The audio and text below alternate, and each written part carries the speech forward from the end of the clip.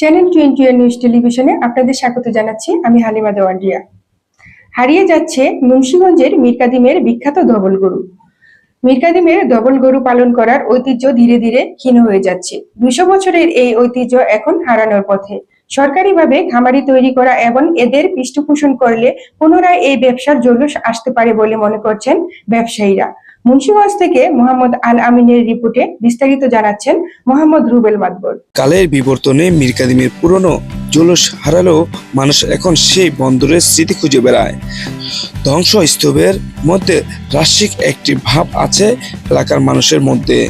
ইতিহাস পরম্পরায় তারা কোনো না কোনো ঐতিহ্য লালন করেই চলছে। এছাড়া এখানে অনেক ব্যবসা প্রতিষ্ঠান তাদের পুরনো ঐতিহ্যকে মনে করিয়ে দেয়, কিন্তু মীরকাদিমের বিখ্যাত ধবল গরু ঐতিহ্য হারিয়ে যেতে বসেছে দিন দিন। সেখানে দীর্ঘ 8 মাস পরিশ্রম করে লাভবান না হওয়া এই ব্যবসা থেকে সরে আসছে মীরকাদিমের ধবল গরু ব্যবসায়ীরা। ফলে আশঙ্কাজনক কমছে ধবল গরুর খামার মালিকের সংখ্যা।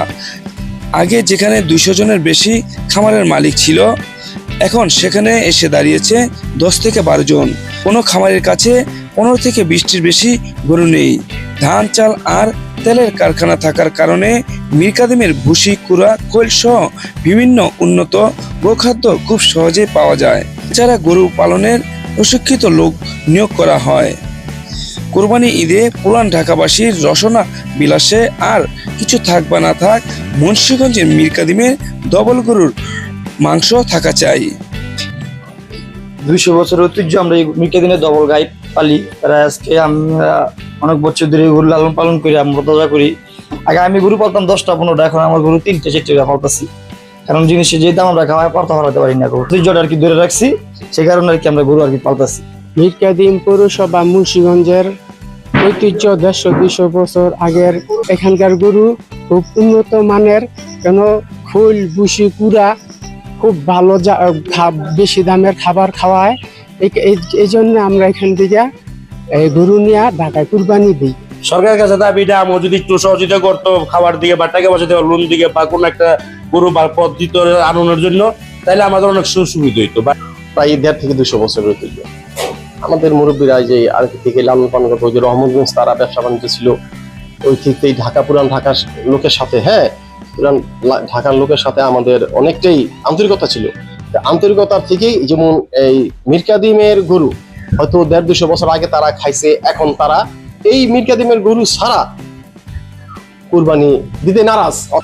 ধবল গরু, মীরকাদিমের গরু, এটা আসলে এটা অরিজিন যেটা বলি আর কি, যে এটার একটা ঐতিহ্য আছে। এই ধবল গরুটা আসলে ব্রিটিশরা যখন বাংলাদেশে ছিল তখন কিন্তু তারাই এই ধবল গরুটা বাংলাদেশে নিয়ে আসছে।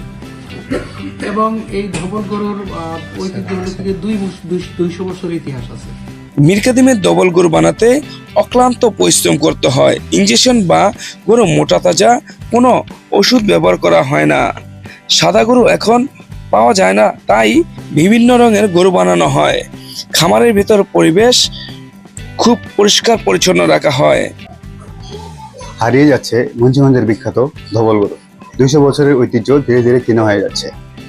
মুন্সিগঞ্জ মীরকাদিম পৌরসভার ধবল গরুর ব্যবসায়ীরা জানিয়েছেন, যদি সরকারিভাবে কোনো আর্থিক সহযোগিতা করা হয় তাহলে এই ঐতিহ্যটি ধরে রাখা সম্ভব হবে। মোহাম্মদ আল আমিন, চ্যানেল 21 নিউজ, মুন্সিগঞ্জ।